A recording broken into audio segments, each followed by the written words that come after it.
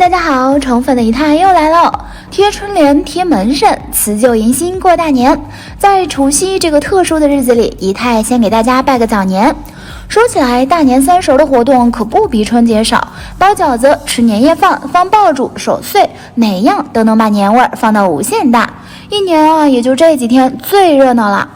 在这万家团圆的日子里，咱们聊点什么好呢？思来想去，还是说回老本行吧。先给大家上几盘水果的瓜。据说芒果台的小眼睛男主持和大长腿女主持马上就要举办婚礼啦，还把造人提上了日程。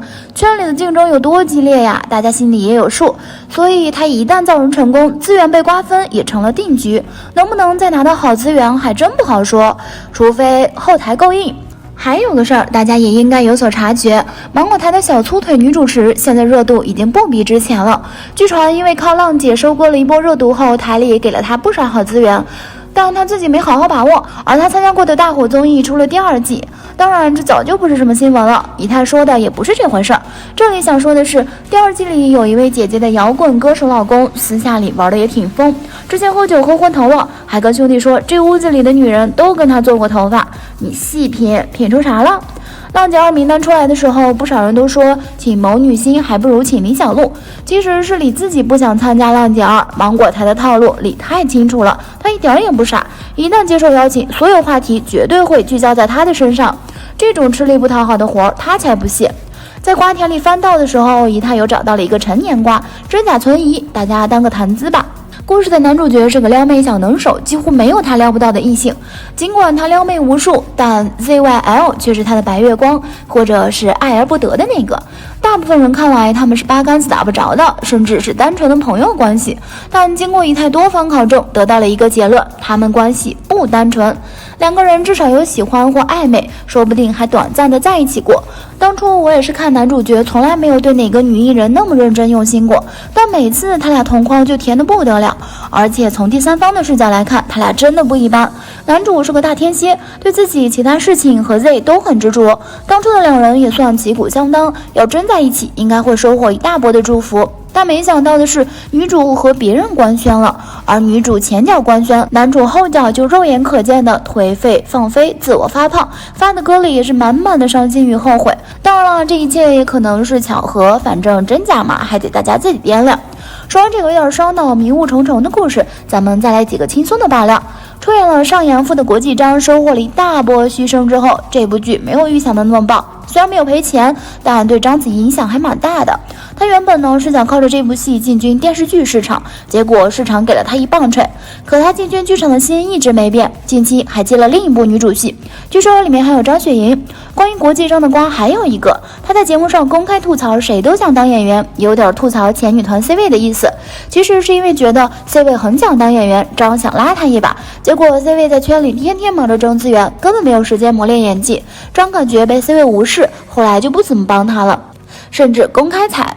据爆料，小笼包女星现在和老公那边基本处于互不干涉的状态，虽然也公开互动了，但明眼人一眼就看破，她老公大部分的时间都泡在剧组拍戏，资源超级好。这2年手上的资源就没缺过，相比之下几乎没有好的资源给到他也想付出，但目前难度似乎有点大。还有知情人爆料，郑爽现在的日子过得很难，他本人也从一开始的不把封杀当回事儿，到现在的认清事实。网传他欠下小9亿的债务，要卖房抵债，但快办手续的时候又不敢卖了，因为可能要惹出官司来。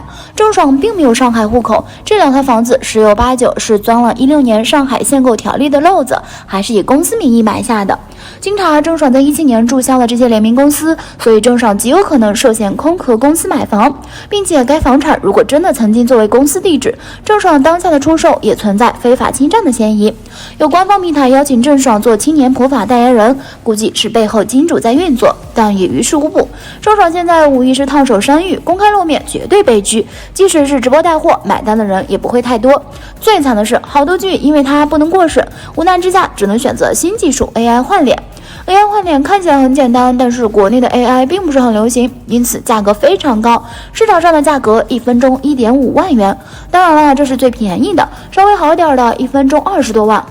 照这么算下来，一部剧下来少说也得要几百万，全是经费在燃烧，剧方估计骂死郑爽的心都有了。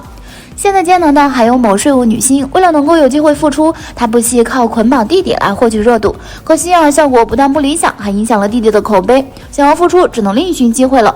最近风头正劲的锦鲤虽然是明面上的老板，但背后一直是紧抱资本大腿的。毕竟大佬手上随便露一些，都够得他赚得盆满钵满了。他的落户问题没有黑幕，因为他本人确实符合当地的落户标准，而且还带着巨大的宣传能力。再加上他会做人，在圈里顺风顺水，应该没有什么太大的问题。去年出了很多劣迹艺人，有的人虽然明面上没受影响，暗地里的资源却流掉不少。其实郑爽出事后，应该有更大的瓜爆出来，但真正的大瓜早被买回去了。我们看到的充其量就是个顶包的。果然呢，神秘的资本力量。最后啊，再送大家几个资源瓜。刘诗诗目前已经进入了主流电视圈，她的团队重视商务和时尚，但不接综艺。影视方面侧重熟女市场，在手的有2部姐弟恋题材，一部现代，一部古代。但她事业心依然不强，拍完一部戏就要休息，不会让自己太累。刘晶姐妹花妮妮，时尚资源一直不错，但最近有点受挫，掉了2个杂志封面。影视方面呢，她在接触一部悬疑剧，男主那边谈的是当红流量。杨紫很多作品都在今年，目前已知有3部待播剧，余生大爆的可能性最大。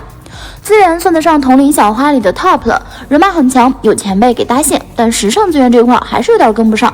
去年凭借琉璃大火的陈毅很受公司重视，今年也有刷屏的节奏。迷局破之深浅，爱在风起云涌时，山河月明，梦醒长安，南风知我意，都在期待中。古装男神的光环也一直在哦。